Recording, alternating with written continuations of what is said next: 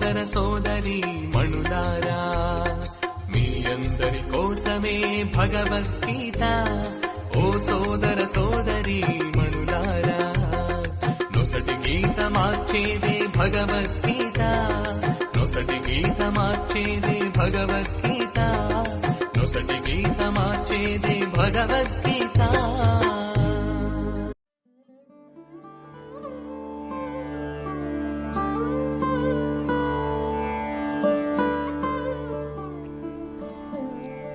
అప్రమత్త కర్మ. నీవు ఆత్మశక్తితో నిండాలి. ఆత్మశక్తి అపారమైనది. జీవితంలో ఎన్నో అద్భుత విజయాలను సాధించిన అందరూ ఆత్మశక్తిని గుర్తించిన వారే. ఆత్మ నుండే వారికి అద్భుతమైన అనూహ్యమైన వరాలు లభించాయి, మార్గదర్శనం లభించింది. ప్రపంచంలో విజయశీలురైన వారికి విజయాలకు ఆత్మశక్తే కారణం. ఈ ఆత్మశక్తి ప్రతి విద్యార్థిలో ఉన్నది. విద్యార్థి దానిని తెలుసుకుంటే అపూర్వమైన విజయాలను సాధించగలుగుతాడు. నీవు ఆత్మశక్తితో నిండి ఉన్నావు. భగవద్గీతలో శ్రీకృష్ణ భగవానుడు చెప్పిన పరమ రహస్యాన్ని బట్టి మనకు కనిపించే దేహము అన్నిటికంటే తక్కువ స్థాయిలో కనిపిస్తుంది. దీని ఉద్దేశం అది నీచమైనది, పనికిరానిదని కాదు. ఈ భావనలో మనము గీతాచార్యుని మాటలను గమనించాలి. మన అస్తిత్వంలో దేహము అన్నిటికంటే తక్కువ స్థాయిలో ఉంది. దానిపైన మనస్సు స్థానం ఉన్నది, దానిపైన బుద్ధి స్థానం ఉన్నది, దానిపైన ఆత్మస్థానం వస్తుంది. ఇదే గీతాచార్యుడు చెప్పిన అధికార క్రమం. ఆత్మస్థానం ఎక్కడ ఉన్నదో తెలియకపోతే ఆత్మశక్తిని తెలుసుకోవడం, దానిని అనుభవంలోకి తెచ్చుకోవడం ఎలా సాధ్యపడుతుంది? భగవద్గీత ఉపదేశం మొత్తం ఈ ఆత్మస్థితిని తెలియజేయడంలో, దానిని మనిషి అనుభూతం చేసుకునేటట్లు చేయడంలో నిమగ్నమై ఉంది. మంచుదిబ్బ మర్మం. ఆత్మస్థితిని గురించి, ఆత్మను గురించి తెలుసుకోవాలంటే మంచుదిబ్బ అంటే ఐస్బర్గ్ ఉదాహరణ చక్కగా సరిపోతుంది. సముద్రంలో అప్పుడప్పుడు తేలియాడుతూ కనిపించే మంచుదిబ్బ నిజానికి అతిపెద్ద మంచుకొండ నుండి విడివడినట్టి చిన్న భాగము మాత్రమే. అది నీళ్లలో తేలియాడుతూ కనిపిస్తుంది. అయితే దానిలో 10% మాత్రమే మనకు నీటిపైన కనిపిస్తుంది. దీనినే మంచుదిబ్బ కొన అంటే టిప్ ఆఫ్ ఐస్బర్గ్ అంటారు. మంచుదిబ్బలో మిగిలిన 90% నీళ్లలో మునిగి ఉంటుంది. సరిగ్గా మన పరిస్థితి కూడా అంతే. మనకు కనిపించే దేహం, మనస్సు, బుద్ధి అనేవి కేవలం మంచుదిబ్బ కొన మాత్రమే. అది మంచుదిబ్బలో 10% మాత్రమేనని గుర్తుంచుకోవాలి. మనలో ఉన్నట్టి మిగిలిన 90% మన కళ్ళకు కనిపించదు. మనస్సుతో ఆలోచించడానికి అర్థం కాదు, బుద్ధి చాకచక్యానికి దొరకదు. కానీ ఉన్న శక్తి అంతా దానిలోనే ఉంది. అంటే మన అస్తిత్వంలోని అత్యధిక భాగము మనకు అర్థం కాకుండా ఉంది. నిజానికి సమస్త శక్తి దానిలోనే ఇమిడి ఉంది. మంచుదిబ్బ కొన బయట కనిపించినా అది నీటిలో మునిగి ఉన్న 90% మంచుదిబ్బ పైననే ఆధారపడి ఉంటుంది. అలాగే పైకి కనిపించే దేహం, మనస్సు, బుద్ధి అనే వాటికి అసలైన శక్తి ప్రదానం చేసేదే ఆత్మ. ఆత్మకు మిగిలిన వాటితో సంబంధం. మన అస్తిత్వంలో 4 అంశాలు ఉన్నాయని తెలుసుకున్నాం. అవే దేహము, మనస్సు, బుద్ధి, ఆత్మ అనేవి. మరి ఆత్మకు మిగిలిన 3టితో సంబంధం ఏమిటి? ఎందుకు ఆత్మకు ఆ 3టి కంటే ఎక్కువ శక్తి వచ్చింది? ఈ ప్రశ్నలకు మనం చక్కగా సమాధానాలు తెలుసుకోవాలి. భగవద్గీత చెప్పే మొట్టమొదటి పాఠము, నీవు ఆత్మస్వరూపుడివి, నీవు విశుద్ధాత్మవు, నీవు నిత్యాత్మవు. అంటే నిజానికి మనము ఆత్మలమే. మన క్రింద దేహము, మనస్సు, బుద్ధి ఉన్నాయి. దేహము మనదైనప్పుడు దేహాన్ని మనము చక్కగా వాడుకోవచ్చు. అలాగే మనస్సు, బుద్ధి కూడా మనకు సంబంధించినవి, వాటిని వాడుకోవచ్చు. వాటిలో ఉండే శక్తి అత్యల్పమైనది, ఆత్మలో ఉండే శక్తి అపారమైనది. Hardware, software. ప్రస్తుత కాలంలో అందరికీ హార్డ్వేర్, సాఫ్ట్వేర్ అనే పదాలు బాగా పరిచయమయ్యాయి. కంప్యూటర్ డబ్బా, దానిలో ఉండే అనేక రకమైన విభాగాలు అన్నీ కలిపి హార్డ్వేర్ అవుతాయి. దానిని మన దేహంతో పోల్చవచ్చు. అయితే కంప్యూటర్ ఎంత గొప్పదైనా దానిలో సాఫ్ట్వేర్ సరిగ్గా లేకపోతే లేదా కంప్యూటర్కి వైరస్ వస్తే కంప్యూటరు టక్కుమని ఆగిపోతుంది. మనలో ఉండే సాఫ్ట్వేరు మనస్సు, బుద్ధి. ఎప్పుడైతే ఈ సాఫ్ట్వేరు అనేక రకమైన వైరస్ల ద్వారా పాడైతే మొట్టమొదలు పనులు ముందగిస్తాయి. ఇంకా వైరస్ ప్రకోపిస్తే మన జీవిత కంప్యూటర్ హ్యాంగ్ అవుతుంది. ఇంకా ముదిరితే జీవితమే క్రాష్ అంటే పతనం చెందుతుంది. కానీ ఎవడైతే ఈ మనోబుద్ధుల స్థాయిని దాటి, అంటే మంచు దెబ్బ కొననే చూసి మురిసిపోకుండా నీటిలోకి వెళ్ళి మంచు దెబ్బ పూర్ణ రూపాన్ని దర్శిస్తాడో వాడే ఆత్మశక్తిని పొందుతాడు. జీవితంలో 90% అదే. కాబట్టి అటువంటి వ్యక్తి దైవిక గుణాలతో విలసిల్లుతూ ఉంటాడు. అటువంటి దైవీ గుణాలు ఎలా ఉంటాయో శ్రీకృష్ణ భగవానుడు ఇలా వివరిస్తున్నాడు. అభయం సత్వ సంశుద్ధిర్ జ్ఞానయోగా వ్యవిస్థితి దానం దమశ్చ యజ్ఞశ్చ స్వాధ్యాయస్తప అర్జవం అహింసా సత్యమక్రోధ త్యాగః శాంతిరపైసునం దయాభూతేష్వలోలుప్త్వం మార్దవం హ్రీరచాపలం తేజక్షమా ధృతి శౌచ మద్రోహో నాతిమానిత భవంతి సంపదం దైవీ మభిజాతస్య భారత. శ్రీకృష్ణ భగవానుడు పలికెను, ఓ భరత వంశజుడా, నిర్భయత్వము, స్వీయ స్థితి, పవిత్రీకరణ, జ్ఞాన సాధన, దానము, ఆత్మనిగ్రహము, యజ్ఞాచరణము, వేదాధ్యయనము, తపస్సు, సరళత్వము, అహింస, సత్యసంధత, కోపం లేకపోవడం, త్యాగము, శాంతి, తప్పులు పట్టకపోవడం, సకల జీవుల పట్ల దయ, లోభము లేకపోవడం, సిగ్గు, దృఢ నిశ్చయము, తేజము, క్షమాగుణము, ధైర్యము, శుచిత్వము, అసూయ రాహిత్యము, గౌరవవాంఛ లేకపోవడము అనే దివ్య గుణాలు దైవీ స్వభావము కలిగిన ధర్మపరాయణులైన వ్యక్తుల్లో ఉంటాయి. భగవద్గీత 16వ అధ్యాయము 1-3 శ్లోకాలు.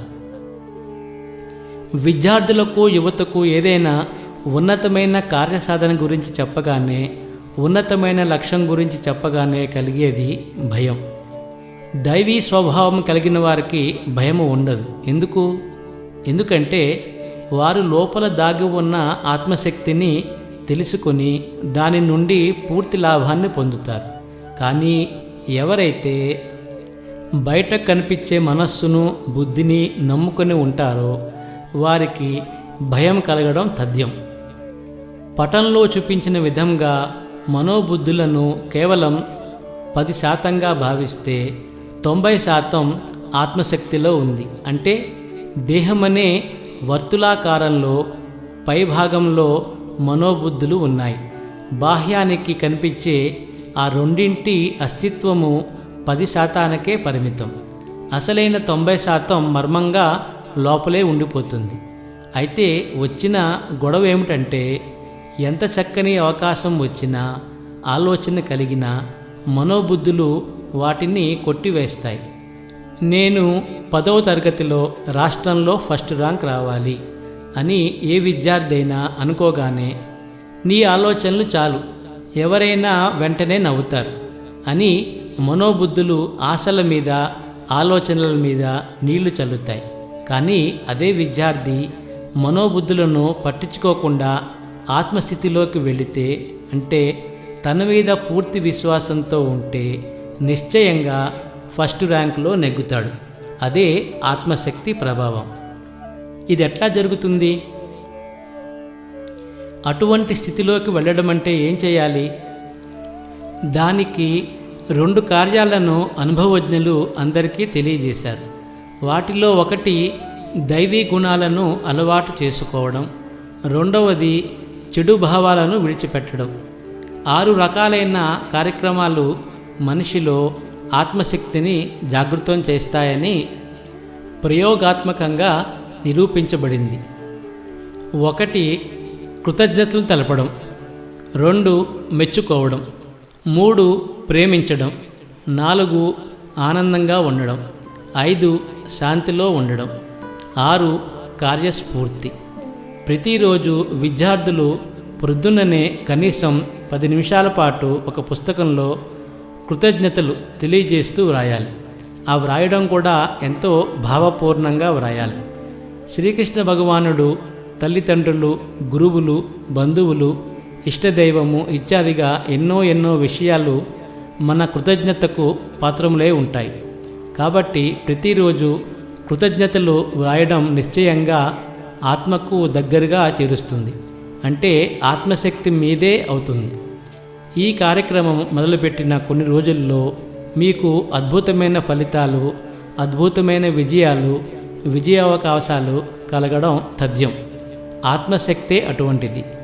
దీని కొరకు కృతజ్ఞతల పుస్తకం ఏర్పాటు చేసుకోవాలి. ఇంకొక పుస్తకంలో ప్రతిరోజు రాత్రి ఆ రోజు సాధించిన విజయాల పట్టికను వ్రాసుకోవాలి.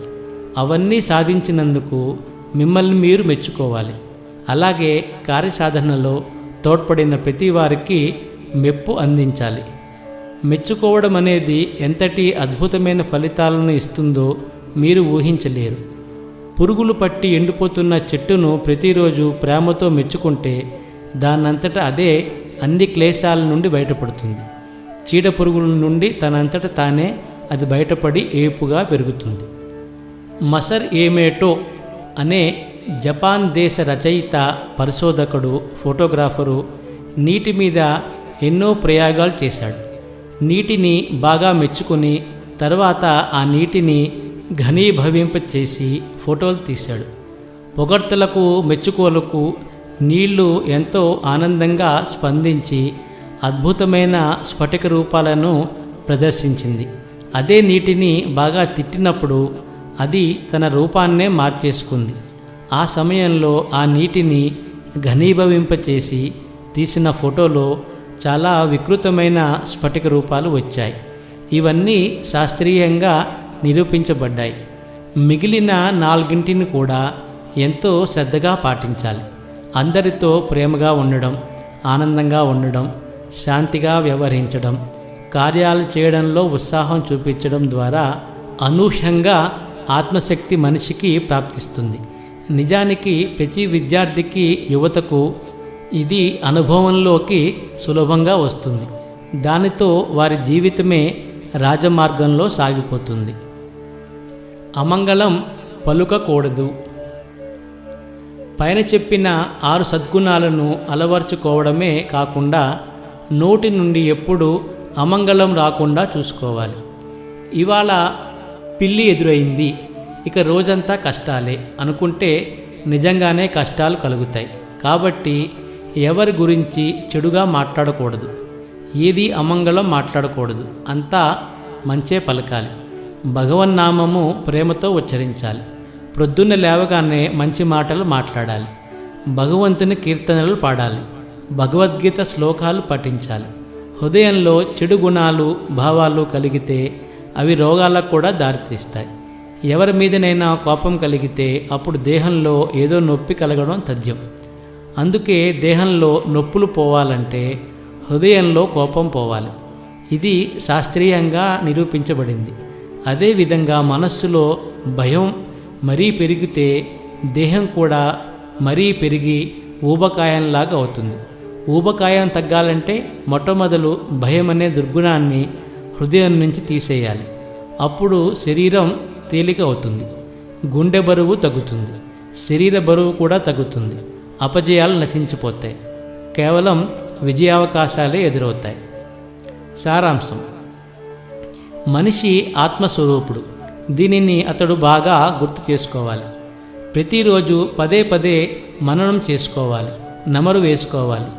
నేను శుద్ధాత్మను, నేను ఆత్మస్వరూపుడిని, నేను ఆత్మను, నేను భగవంతుని దాసుడిని అనే మాటను పదే పదే పలకడం ద్వారా మనిషి నెమ్మదిగా ఆత్మశక్తిని అనుభూతం చేసుకోగలుగుతాడు.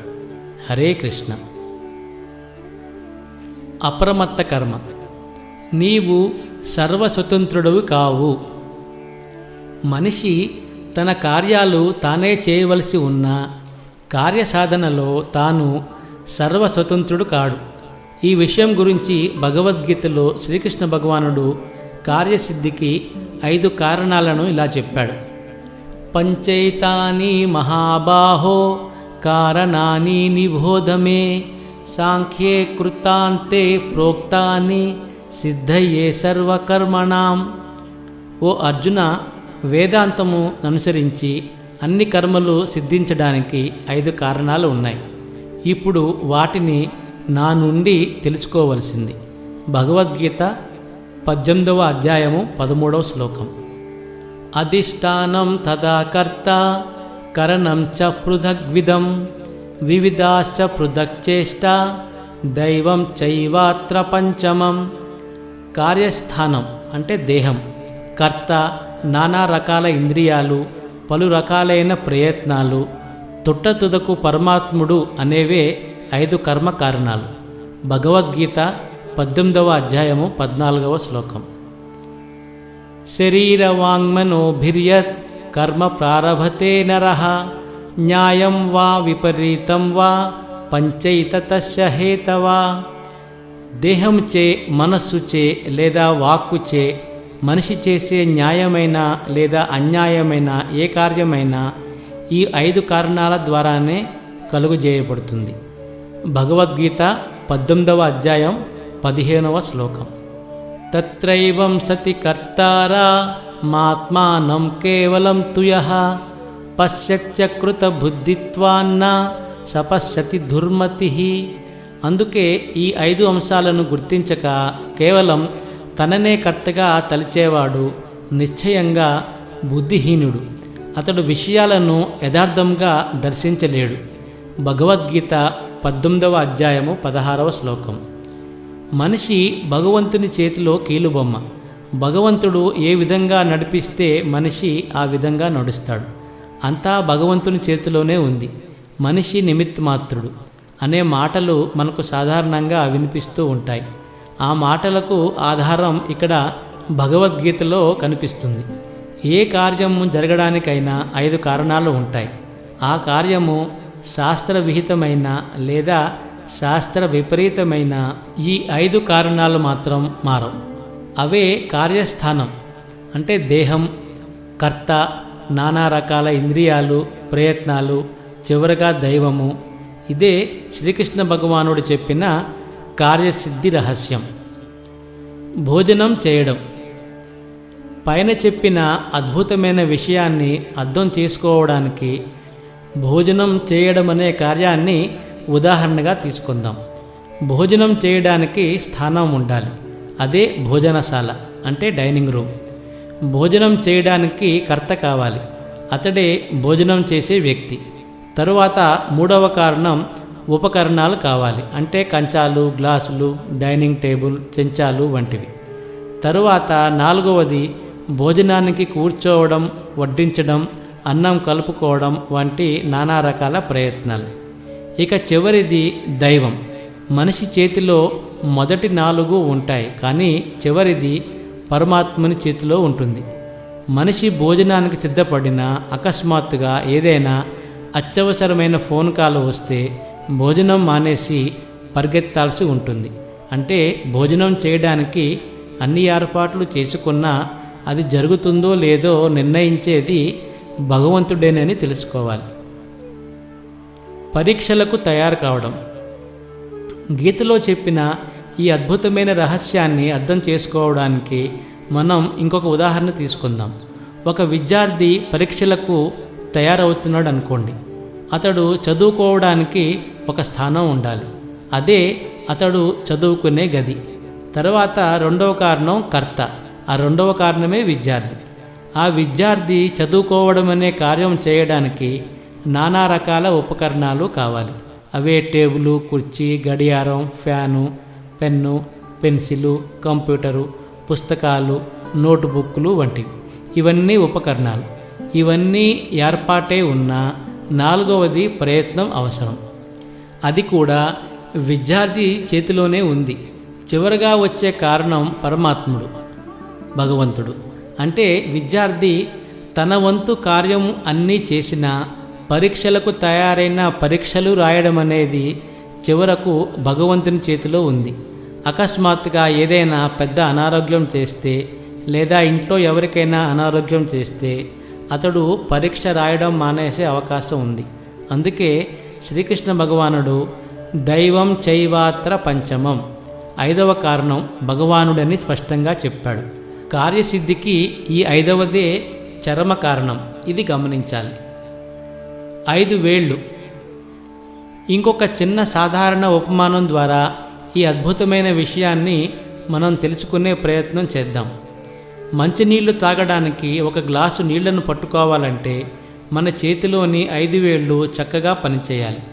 జాగ్రత్తగా గమనిస్తే గ్లాసు పట్టుకునే 5 వేళ్లలో 4 వేళ్ళు గ్లాసుకు ఒకవైపు, మిగిలిన 5వ బొటన వేలు మరొక వైపు ఉంటాయి.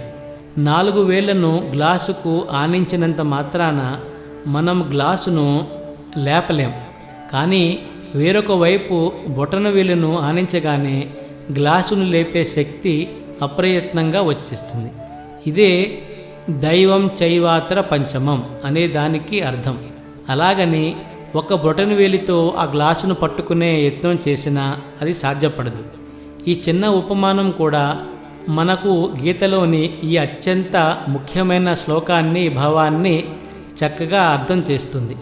ఇది పరమాత్ముని, భగవంతుని చర్మ ప్రమేయం.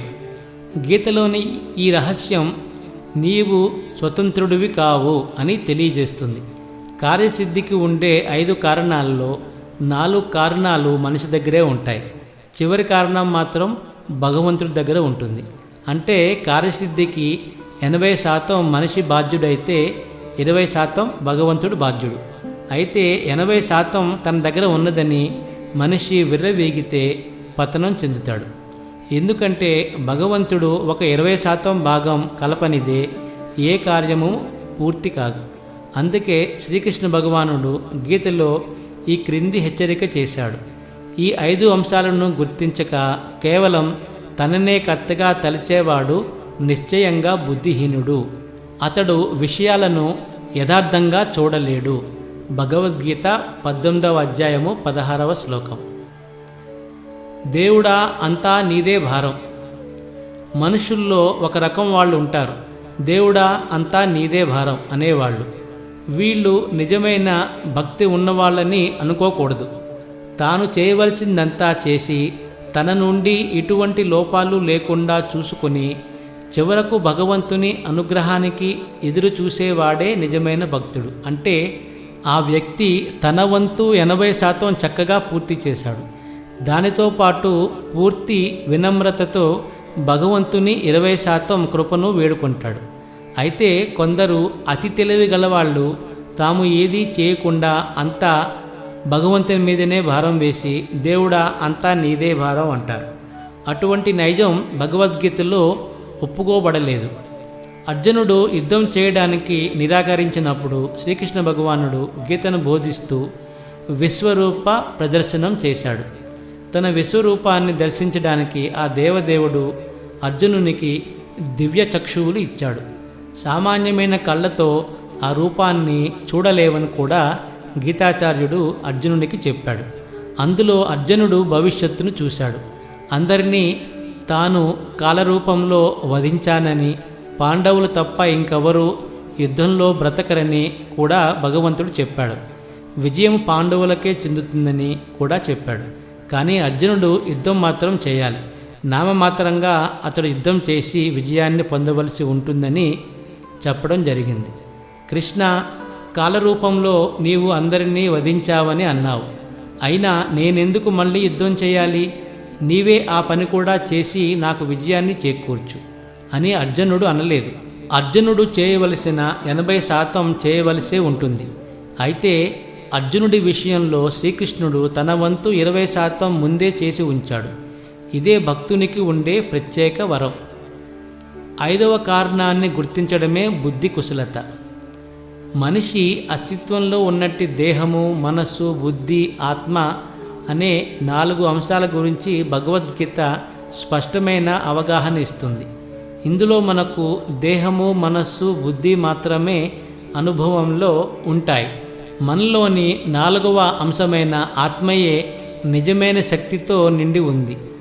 భగవద్గీత మనకు ఇచ్చిన మహోన్నతమైన మరొక సందేశం ఏమిటంటే, ఆత్మతో పాటు పరమాత్ముడు కూడా మన హృదయంలో ఉన్నాడు. సర్వస్య చాహం హృది సన్నివిష్టః, నేను అందరి హృదయంలో ఉన్నాను అని గీతాచార్యుడు స్పష్టంగా చెప్పాడు. ఆ పరమాత్ముడే 5వ చరమ కారణం. మనం ఆత్మని గుర్తించగానే పరమాత్ముడు కూడా గుర్తింపుని ఇచ్చేస్తాడు. అప్పుడు సకల కార్యసిద్ధి అప్రయత్నంగా జరిగిపోతుంది. ఇదే గీతలో మనకు ఉపదేశించబడిన విజయ రహస్యం. నిజానికి మనిషి మనోబుద్ధులను దాటి ఆత్మస్థితిని అర్థం చేసుకోగానే పరమశక్తి పూర్ణుడవుతాడు. అప్పుడు అతడు తన శక్తి వంచన లేకుండా 80% వంతు కార్యం పూర్తి చేస్తాడు. అటువంటి శ్రద్ధావంతుడికి 20% భగవంతుని వంతు తప్పకుండా లభిస్తుంది. అందుకే అతనికి కార్యసాఫల్యం కలుగుతూ ఉంటుంది. ధర్మమే జయిస్తుంది, ధర్మమే మనల్ని కాపాడుతుంది. భారతదేశ రాజముద్ర అయిన 3 సింహాల గుర్తు క్రింద సత్యమేవ జయతే అంటే సత్యం మాత్రమే జయిస్తుంది అని వ్రాసి ఉంటుంది. మన దేశము వేదభూమి. భగవద్గీత సమస్త లోకానికి ప్రసరించడానికి ఉదయించిన భూమి. అందుకే ధర్మోపదేశాలు మనకు లభిస్తాయి. ధర్మం ద్వారానే మనకు శాశ్వత జయం లభిస్తుంది. కేవలం జీవితంలో విజయాల వలన లాభం లేదు. ఆ విజయాలు మనకు అందరికీ ఉన్నతిని, శాంతిని, పురోగతిని కలిగించాలి. విజయాల వలన కలతలు పెరిగితే అటువంటి విజయాలు అవసరం లేదు. భగవద్గీత ద్వారా లభించే విజయము ధర్మ విజయం, నీతి మీద ఆధారపడిన విజయం. అందుకే అది శాంతిని కలిగిస్తుంది. లభించిన విజయం శాశ్వతంగా ఉంటుంది. కౌరవులు మాయాజూదంలో విజయం వాంఛించారు. పాండవుల రాజ్యాన్ని లాగేసుకున్నారు. కానీ అది వారి దగ్గర నిలిచిందా? లేదు. కానీ ధర్మబద్ధంగా పాండవులు సాధించిన రాజ్యం శాశ్వతంగా ఉండిపోయింది. కలియుగాంతం వరకు పాండవ వంశీయులే రాజ్యాన్ని పరిపాలించారు. ధర్మ విజయం వలన కలిగే ఫలితం ఇది. మనం ధర్మాన్ని రక్షిస్తే ధర్మం మనల్ని రక్షిస్తుంది. విజయంలో ధర్మం అంటే ఏమిటి? కార్యసాధనలో తమ వంతు కర్తవ్యాన్ని 100కి 100 పాళ్ళు చేస్తూ మిగిలిన తోడుకు భగవంతుని ప్రార్థించి ఆ కార్య సాఫల్యం ద్వారా వచ్చే విజయాన్ని భగవంతునితోనూ ఇతరులతోనూ పంచుకుంటూ స్వీయ లాభానికి కూడా వాడకుంటే అది ధర్మపూర్ణమైన విజయం అవుతుంది. బుద్ధిమంతుల కర్తవ్యం. కార్యసాఫల్యానికి తానే కర్తనని భావించేవారు బుద్ధిహీనులని భగవద్గీతలో శ్రీకృష్ణ భగవానుడు చెప్పాడు. అందుకే కార్యాలను సాధిస్తూ అందులో భగవంతునిది ప్రముఖ పాత్ర ఉన్నది అని మనసా వాచా కర్మణ విశ్వసిస్తూ ఆ దేవదేవునికి కృతజ్ఞతలతో జీవితం గడపడమనేది బుద్ధిమంతుల కర్తవ్యం. తమ కార్యాలలో, చదువుల్లో, పోటీల్లో విజేతలు కాగోరిన విద్యార్థులు ప్రతిరోజు ప్రొద్దున్న శ్రీకృష్ణ భగవానుకి మనస్ఫూర్తిగా కృతజ్ఞతలు, నమస్కారాలు తెలుపుకోవాలి. ఎందుకంటే అతడు అనుమతించనిదే మన కార్యాలు సఫలం కావు. భగవద్గీతలోని శ్రీకృష్ణుడు అర్జునునికి తన విశ్వరూపం చూపిస్తూ అందులోనే బ్రహ్మ, శివుడు, ఇతర దేవతలందరూ ఉన్నట్లు చూపించాడు. అందుకే గీతాచార్యుడైన శ్రీకృష్ణ భగవానుకి కృతజ్ఞతలు చెప్పుకోవడం ద్వారా సకల దేవతలకు కృతజ్ఞతలు చెప్పుకున్నట్లుగా అవుతుంది. చెట్టు మొదలకు నీరు పోస్తే చెట్టు మీద ఉండే ఆకులు, కొమ్మలు, రెమ్మలు అన్నింటికీ నీళ్లు అందించినట్లే అవుతుంది. అప్పుడు విద్యార్థులు సర్వదా విజేతలుగా ఉండిపోతారు. తక్షణ కర్తవ్యం. ప్రతి వ్యక్తి తన వంతు కార్యాన్ని 100కి 100 పాళ్ళు సక్రమంగా చేయడం అలవాటు చేసుకోవాలి. ఓ తిరుమలేశ, నీ కొండకు నీవే రప్పించుకో అనే ధోరణిలో పని చేయకూడదు. తిరుపతికి వెళ్ళడానికి నీ వంతు కార్యక్రమం చేయాలి.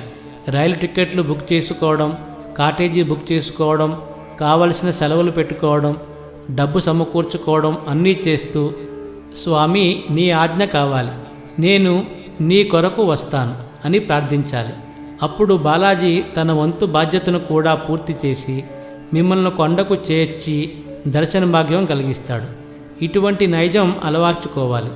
అప్పుడు భగవంతుని అభయహస్తం మన వెనుకనే ఉన్నట్లు మనకు అనుభూతమవుతుంది. ఇదే విజయ రహస్యం. సారాంశం: దేహంచే కానీ, మనస్సుచే కానీ లేదా వాక్కుచే కానీ మనిషి చేసే న్యాయమైన లేదా అన్యాయమైన ఏ కార్యానికైనా 5 కారణాలు ఉంటాయి. వాటిలో 4 మనిషి చేతిలో ఉంటాయి. మిగిలిన 5వది భగవంతునిది. భగవంతుని చేయి పడనంత వరకు ఏ కార్యము ఈ జగత్తులో జరగదు. గడ్డిపోచ కదలాలన్నా, చెట్టు మీద ఆకు రెపరెపలాడాలన్నా భగవంతుని అనుమతి కావాల్సిందే. ఇది తెలిసినవాడు బుద్ధిమంతుడు. ఇది తెలియనివాడు తన విజయాలకు పొంగిపోయి చివరకు పతనం చెందుతాడు. కానీ భగవంతుడే విజయానికి చరమ కారణమని తెలుసుకున్నవాడు విజయంలో కూడా వినమ్రుడై ఉండి అందరి మన్ననలకు పాత్రుడవుతాడు. జగత్తు అతడిని శాశ్వతంగా గుర్తుపెట్టుకుంటుంది. హరే కృష్ణ. అప్రమత్త కర్మ. 3 రకాల సుఖాలు. ప్రతి వ్యక్తి సుఖంగా ఉండాలని కోరుకుంటాడు. ఎవడు అసుఖాన్ని, అసౌకర్యాన్ని కోరుకోడు. ప్రథమ శ్రేణిలో రైలు బోగి సుఖానికి నోచుకోనివాడు ద్వితీయ శ్రేణి రైలు బోగి సుఖంతో సర్దుకొని పోతాడు. అది కూడా దొరకనివాడు జనరల్ బోగిలో సుఖానికే సర్దుకుంటాడు. అసలు సుఖం అంటే ఏమిటి? ఈ ప్రశ్నను నిశితంగా పరిశీలిస్తే ఏదైతే శరీరానికి హాయిని కలిగిస్తుందో, ఏదైతే నాలుకకు సంతృప్తిని కలిగిస్తుందో, ఏదైతే చెవులకు విందును చేస్తుందో, ఏదైతే కళ్ళకు ఆనందాన్ని కలిగిస్తుందో అదే సుఖంగా భావించబడుతూ ఉంటుంది. రుచికరమైనవి తిన్నప్పుడు సుఖభావన కలుగుతుంది.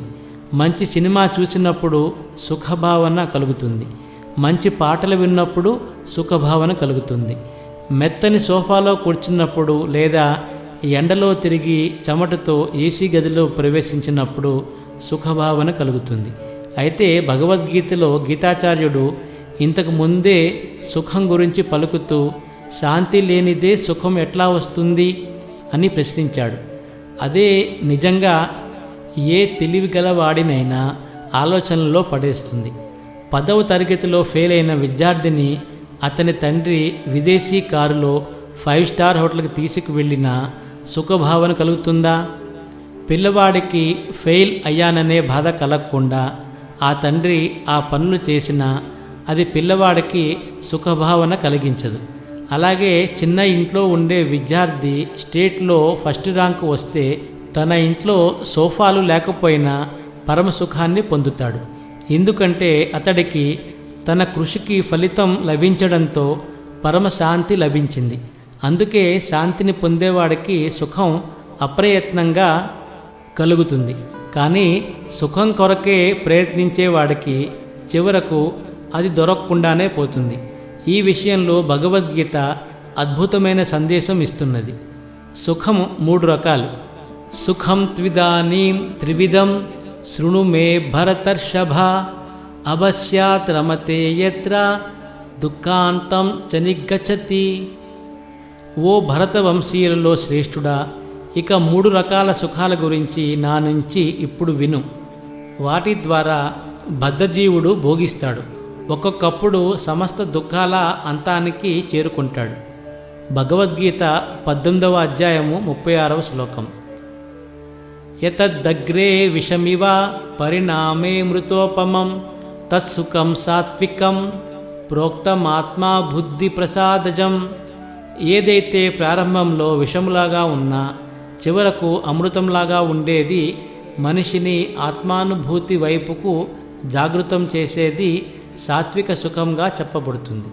భగవద్గీత 18వ అధ్యాయము 37వ శ్లోకం. విషయేంద్రియ సంయోగ జత్తదగ్రే మృతోపమం పరిణామే విషమివ తత్సుఖం రాజసంస్మృతం. ఏ సుఖమైతే ఇంద్రియ విషయాలతో ఇంద్రియాల సంపర్కం నుండి కలుగుతుందో, ఏది మొదట్లో అమృతంగాను చివరకు విషంగాను కనిపిస్తుందో అది రాజసికమైనదిగా చెప్పబడుతుంది. భగవద్గీత 18వ అధ్యాయం 38వ శ్లోకం. యదగ్రే చానుబందే చ సుఖం మోహనమాత్మనః నిద్రాలస్య ప్రమోదోత్తం తత్తామసముదాహృతం. ఏ సుఖమైతే ఆత్మానుభూతి పట్ల గ్రుడ్డిదే ఉంటుందో, ఏదైతే మొదటి నుండి చివరి వరకు మోహంతో కూడి ఉంటుందో, ఏదైతే నిద్ర సోమరితనం మోహము నుండి ఉత్పన్నమవుతుందో అది తమోగుణమైనదిగా చెప్పబడుతుంది. భగవద్గీత 18వ అధ్యాయం 39వ శ్లోకం. భగవద్గీత ఇక్కడ చెప్పినట్టి 3 సుఖాల వివరణ ఎంత అద్భుతమైన జ్ఞానం అంటే, దీనిని అర్థం చేసుకున్నవాడు సమస్త దుఃఖాల అంతానికి చేరుకుంటాడు. అనుభూతి జ్ఞానేంద్రియం ద్వారా కలుగుతుంది. నాలుక, కళ్ళు, చెవులు, ముక్కు, చర్మము అనే 5 జ్ఞానేంద్రియాలు. వీటి ద్వారా మనము జ్ఞానాన్ని, సమాచారాన్ని పొందుతాం. అంతేగాక వాటి ద్వారా సుఖానుభూతిని కూడా పొందుతాం. అయితే వీటిని నడిపేది, నియంత్రించేది మనస్సు. మనస్సు నిర్మలంగా ఉన్నప్పుడు సుఖానుభూతి కలుగుతుంది. మనస్సు విచలితమై ఉన్నప్పుడు సుఖానుభూతి కలగదు. మనస్సు క్షోభతో ఉన్నప్పుడు, అలజడితో ఉన్నప్పుడు ఏసీ గదిలో కూడా చెమట పోస్తుంది. పరీక్ష హాలులో పరీక్షా పత్రంలోని అన్ని ప్రశ్నలకు సమాధానాలు తెలిసినా విద్యార్థికి బాహ్య అసౌకర్యాలు కష్టాన్ని కలిగించవు. అలా కాకుండా పరీక్షా పత్రంలోని సగం పైగా ప్రశ్నలకు సమాధానాలు తెలియని విద్యార్థికి ఏసీ హాల్లో కూడా చెమటలు పోస్తూ ఉంటాయి. ఇది సుఖరహస్యం. విద్యార్థులకు కావలసింది సాత్విక సుఖం. సాత్విక సుఖం గురించి గీత చేసే బోధ ఏమిటంటే, ఏదైతే ప్రారంభంలో విషంలాగా అనిపించినా చివరకు అమృతంలాగా అవుతుందో, అంతేకాకుండా ఆత్మోన్నతికి దారి తీస్తుందో అదే సాత్విక సుఖం. ఉదాహరణకు భాగవతంలో చెప్పబడిన 5 ఏళ్ల ధ్రువుడి కథను తెలుసుకుందాం. ధ్రువుడికి ఇంట్లో సవతి తల్లి ద్వారా అవమానం జరిగింది. దానితో కోపం, ఆక్రోశం కలిగిన ధ్రువుడు భగవంతుడిని ప్రసన్నుని చేసుకుని తన తండ్రి, తాత, ముత్తాత కంటే ఉన్నతమైన స్థానాన్ని పొందడానికి అడవికి వెళ్ళాడు. దారిలో అతనికి చక్కని గురువు లభించాడు. గురు నిర్దేశం ప్రకారం ధ్రువుడు బృందావనంలో తపస్సు చేయడం మొదలుపెట్టాడు. మొదటి నెలలో అతడు 3 రోజులకు ఒకసారి పండ్లను, చిన్న కాయలను తింటూ తపస్సు చేశాడు. 2వ నెలలో 6 రోజులకు ఒకసారి ఎండుటాకులు, తృణాలు తింటూ తపస్సు చేశాడు. 3వ నెలలో 9 రోజులకు ఒకసారి నీళ్లు తాగి భగవంతుని ఆరాధనలో నిలిచాడు. 4వ నెలలో ప్రాణాయామంతో 12 గంటలకు ఒకసారి కేవలం గాలిని భక్షిస్తూ తపస్సు చేశాడు. 5వ నెలలో గాలిని కూడా బంధించి స్తంభంలాగా చలనరహితుడై ఒంటికాల మీద నారాయణ ధ్యానం చేశాడు. 6వ నెలలో అతనికి భగవద్ దర్శనం కలిగింది. తరువాత అతడు ఏనాటికి నశింపబడనట్టి ధ్రువలోకాన్నే పొందాడు. ఆ ధ్రువ నక్షత్రం ఇప్పటికీ కనిపిస్తుంది. ధ్రువుడు 6 నెలల పాటు చేసిన తపస్సు విషంలాగా కష్టమైనదే అయినా చర్మ ఫలితం అమృతంలాగా అయింది. అందుకే పిల్లలకు, విద్యార్థులకు లక్ష్య సాధనలో ధ్రువుడే చక్కని ఆదర్శం. సాత్విక సుఖంలో కలిగే లాభం. సాత్విక సుఖంలో మొట్టమొదలు తపస్సు ఉంటుంది. తపస్సు అంటే విషంలాగే ఉంటుంది. లక్ష్య సాధనలో ఉండేవాళ్ళు ఎంతటి శారీరక తపస్సుకైనా వెనుదీయరు. 5 నుండి 10 ఏళ్ళు తీవ్రంగా రోజుకు 5-6 గంటలు తీవ్రంగా పరిశ్రమ చేస్తేనే ఎవరికైనా ఒలింపిక్స్లో బంగారు పతకాలు లభిస్తాయి. ప్రపంచవ్యాప్తంగా కోట్లాది జనులు వీక్షిస్తుండగా గర్వంగా ఒలింపిక్స్లో బంగారు పతకాన్ని స్వీకరించే అమృత ఘడియ కొరకు ఒక క్రీడాకారుడు విషం లాంటి ఎంతో తపస్సుని చేయవలసి ఉంటుంది. అయినా బంగారు పతకం స్వీకరించే ఒక్క అమృత ఘడియ ఫోటో వీడియో జీవితం మొత్తం ఆ వ్యక్తికి ఆనందం ఇస్తుంది. సాత్విక సుఖం అంటే ఇదే. ఎవడైతే సాత్విక సుఖాన్ని పొందే యత్నంలో తీవ్రంగా తపస్సు ప్రయత్నాలు చేస్తాడో వారికి మార్గదర్శనం చేసేవాళ్ళు, సహాయపడేవాళ్ళు అప్రయత్నంగా వస్తారు. లక్ష్య సాధనకు బయలుదేరిన ధ్రువునికి దారిలో నారదుడు కనిపించి మార్గదర్శనం చేయడం ఇటువంటిదే. మీరు లక్ష్యం వైపుకు ఒక అడుగు వేస్తే విజయ అవకాశాలు అనుకోకుండా వచ్చేస్తాయి. సాత్విక సుఖ భోజనం. నోటికి ఏదైతే చేదుగా ఉంటుందో అదే శరీరానికి మంచి ఆరోగ్యం చేస్తుందని ఆయుర్వేదం చెబుతుంది. ఏ మందైనా చేదుగానే ఉంటుంది, ఎందుకంటే దాని ద్వారానే అమృతమయం లాంటి ఆరోగ్యం వస్తుంది. అందుకే ఆహారంలో మొదటి ముద్ద కాకరకాయ కూరతో తినమని పెద్దలు అంటారు. వేప ఆకులు, చిగుళ్ళు, రెమ్మలు చేదుగా ఉంటాయి, కానీ వాటి ద్వారా ఆరోగ్యం చేకూరుతుంది. కానీ మిఠాయిలు నోటికి తీయగా ఉంటాయి. ఐస్ క్రీమ్ అంటే ఇష్టపడని వాళ్ళు ఉండరు, కేక్ అంటే ఇష్టపడిన వాళ్ళు ఉండరు. నోటికి తీయగా ఉండేది అందరికీ ఇష్టమే. ఆ తీయదనాన్ని కలిగించేదే చక్కెర మాత్రమే. కానీ చక్కెరకు తెల్ల విషం అనే పేరు కూడా ఉంది. అది మనిషి శరీరానికి చెరుపే చేస్తుంది. కాబట్టి విద్యార్థులు, యువత తమ ఆరోగ్యం జాగ్రత్తగా ఉంచుకోవడానికి సాత్విక సుఖ ఆహారాన్నే తీసుకోవాలి. పండ్లు, ఆవు పాలు, ఆకుకూరలు, కాయగూరలు, శాకాహారము, పండ్ల రసాలు, కొబ్బరి బొండం నీళ్లు, పుచ్చకాయ రసం వంటి అన్నీ కూడా తినే సమయంలో ఎక్కువ రుచిని కలిగించకపోయినా చివరకు అమృతమైన ఆరోగ్యాన్ని ఇస్తాయి. రోజుకు 5-6 గంటలు చదువుకోవడానికి అవి శరీరానికి శక్తిని కలిగిస్తాయి. సంవత్సరం పొడుగునా రోజుకు 5-6 గంటలు పుస్తకాలు అధ్యయనం చేయడం మొదట్లో కష్టంగానే ఉన్నా పరీక్ష రోజు 3 గంటల సమయం అమృత గడియల్లా సాగిపోతుంది. చివరకు పరీక్షా ఫలితాలు ఇంటర్నెట్లో వచ్చినప్పుడు ఐఐటి ఎంట్రన్స్ వంటి ఉన్నత విద్యలో మెరిట్ వచ్చిన క్షణం అమృతమయంగా అవుతుంది. విద్యార్థులు అటువంటి సుఖాన్నే కోరుకోవాలి. విద్యార్థులకు రాజసిక సుఖం వద్దు. నిజానికి రాజసిక సుఖం ఎవరికీ మంచిది కాదు. ముఖ్యంగా విద్యార్థులకు ఏమాత్రం మంచిది కాదు. విద్యార్థులకు సమయం 1-2 ఏళ్ళు వ్యర్థంగా గడిచిపోతే అది భవిష్యత్తు మీద గొప్ప ప్రభావం చూపిస్తుంది. అందుకే విద్యార్థులు రాజసిక సుఖానికి దూరంగా ఉండాలి. ప్రస్తుత ప్రపంచ పరిస్థితులు విద్యార్థులను రాజసిక సుఖాల వైపుకే తీవ్రంగా లాగుతాయి.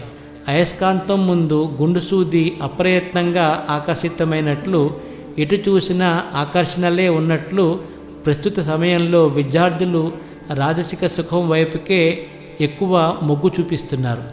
ఏ సుఖమైతే మొదట్లో అమృతంలాగా ఉంటుందో కానీ పరిణామం మాత్రం విషంలాగా తయారవుతుందో అదే రాజసిక సుఖం. చదువుకోవలసిన సమయంలో స్మార్ట్ ఫోన్లలో వీడియోలు చూస్తూ, ఫేస్బుక్లో గంటలు గడిపేస్తూ, వాట్సాప్లో చాటింగ్ చేస్తూ ఉన్నప్పుడు కాలం కులాసాగా గడుస్తున్నట్లు, వినోదంగా ఉన్నట్లు కనిపించిన పరీక్షా ఫలితాలు వచ్చిన రోజు విషప్రాయంగా అవుతుంది. ఇంటర్వ్యూకు వెళ్ళిన రోజు వేలాది మందితో పాటు మధ్యలో నిలబడి ఉన్నప్పుడు జీవితం విషంగా అనిపిస్తుంది.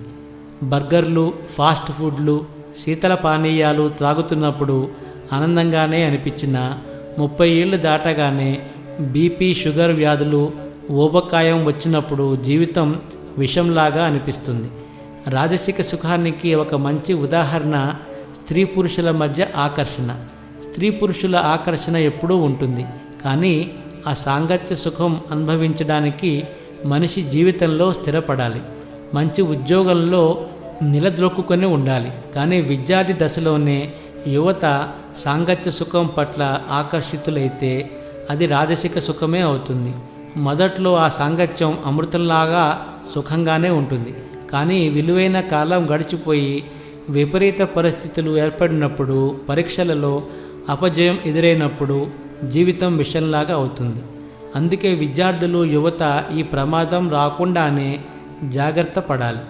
అందుకే ఈ 3 రకాల సుఖాల గురించిన జ్ఞానం ద్వారా మనిషి దుఃఖము యొక్క అంతానికి చేరుకుంటాడని శ్రీకృష్ణ భగవానుడు చెప్పాడు. తమోగుణ సుఖానికి అత్యంత దూరం.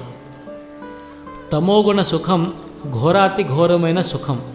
ఏది మొదట్లో చివర్లో కూడా దుఃఖాన్నే కలిగిస్తుందో, ఏదైతే నిద్ర సోమరితనాన్ని కలిగిస్తుందో అదే తామసిక సుఖం. ప్రస్తుతం విద్యార్థులలో పెరిగిపోతున్నట్లు డ్రగ్స్ వాడకం సరిగ్గా ఇదే తామస సుఖానికి నిదర్శనం. ఇంతకుముందు కేవలం పాశ్చాత్య దేశాలలో ప్రబలి ఉండే ఈ దుష్ట అలవాటు మన దేశంలో వేళ్ళూనిపోయింది. ఇది ఇప్పుడు స్కూళ్ళు, కళాశాల విద్యార్థులకు కూడా అతి సులభంగా దొరుకుతున్నదంటే పరిస్థితి ఎంత విషమించిందో అర్థం చేసుకోవచ్చు. అటువంటి మాదక ద్రవ్యాల ద్వారా బుద్ధి సన్నగిల్లుతుంది. శరీరం వాటికి అలవాటై అది లేకుండా బ్రతకలేని స్థితి వచ్చేస్తుంది. సంఘంలో మర్యాద పోతుంది, డబ్బు దుబారా అవుతుంది.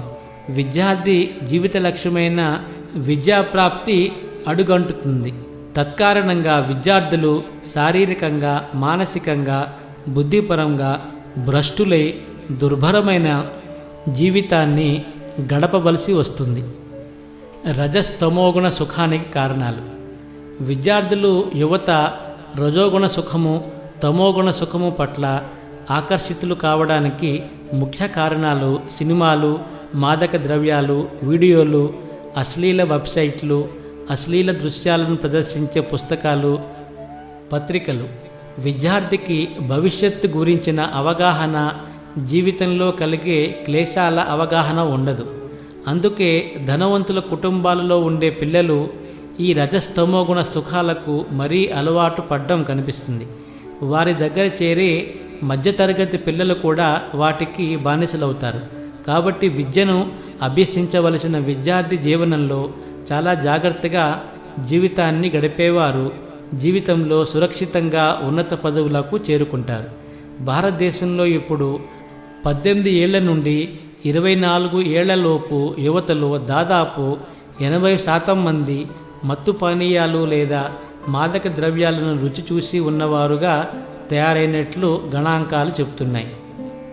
మానసిక ఒత్తిడి, ఇతరుల ప్రోద్బల్యం, జీవితంలో సమస్యలు, మత్తు పదార్థాలంటే ఏమిటో తెలుసుకోవాలనే ఉబలాటం ఈ రకమైన పరిస్థితికి దారితీస్తున్నది.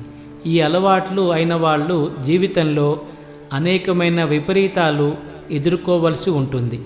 ఉన్నత స్థానాలకు చేరేవాళ్ల మానసిక స్థితి, జీవితంలో ఎన్నో ఘనకార్యాలు సాధించిన వాళ్ళ స్థితి, జీవితంలో మహోన్నత స్థితులకు చేరుకున్న వాళ్ళ జీవితాలను పరిశీలిస్తే, వారి జీవిత చరిత్రలను చదివితే వారంతా సాత్విక సుఖానికే ఇష్టపడినట్లుగా కనిపిస్తుంది.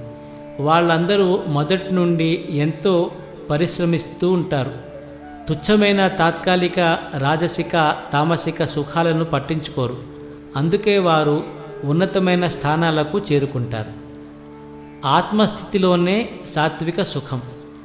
రాజసిక, తామసిక సుఖాలు మానసిక పరిధిలో తిరిగే వాళ్ళే ఇష్టపడతారు. కానీ మనస్సుకు పైన బుద్ధి, బుద్ధికి పైన ఆత్మ ఉన్నాయి. జీవితంలో అనుభవజ్ఞులైన తల్లిదండ్రుల ద్వారా, టీచర్ల ద్వారా గీతాజ్ఞానం క్షుణ్ణంగా తెలుసుకుని, మహనీయుల ద్వారా, భగవద్గీత ద్వారా ఎవరైతే బుద్ధిస్థితిలో, ఆత్మస్థితిలో నిలుస్తారో వారికి కేవలం సాత్విక సుఖమే నచ్చుతుంది. అది ఆదిలో విషంలాగా కనిపించిన పరిణామం అమృతమయంగా ఉంటుంది. తామసిక సుఖంలో మునిగేవాడు నిద్రలో సుఖం పొందుతాడు, మత్తులో సుఖం పొందుతాడు, సోమరితనంలో సుఖం పొందుతాడు. ఇక వారు జీవితంలో సాధించేది ఏముంటుంది? వారి జీవితం వారికే కష్టంగా తయారవుతుంది. వారు సమాజానికి బరువుగా తయారవుతారు. అంతేకాదు, వారికి జీవితమంతా దుఃఖమయంగానే సాగిపోతుంది. తక్షణ కర్తవ్యం: 1. విద్యార్థులు, యువత ఈ క్రింది ప్రణాళికలను తప్పకుండా పాటించడం మొదలుపెట్టాలి. 2.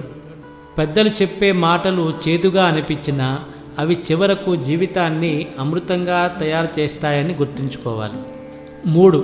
ప్రొద్దున్న 5 గంటలకే నిద్ర లేవడం అలవాటు చేసుకోవాలి.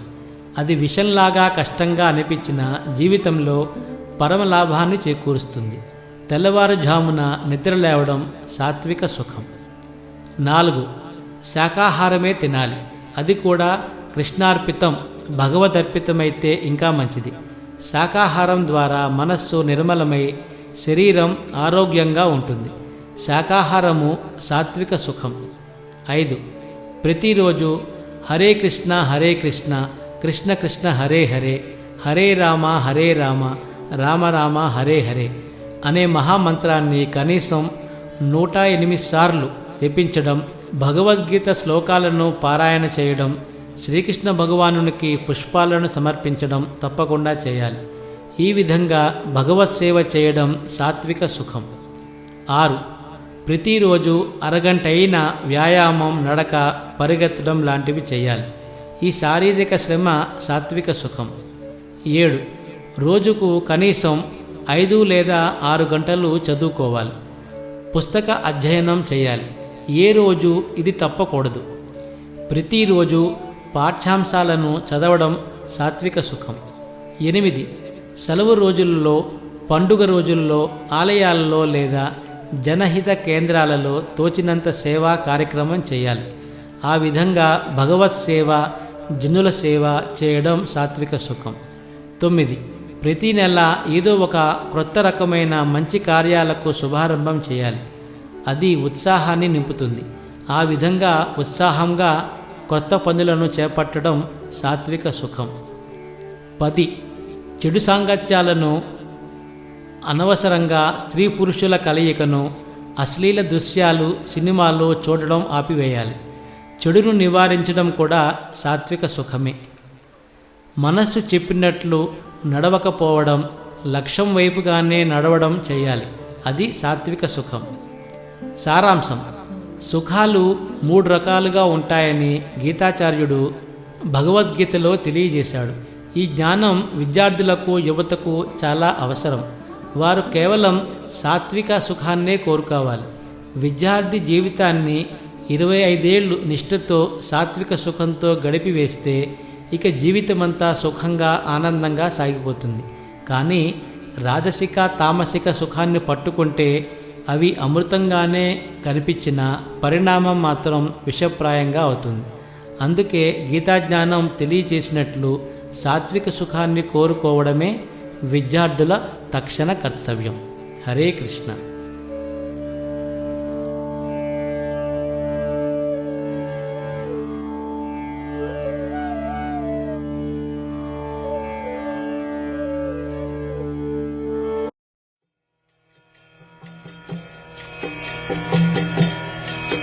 Hare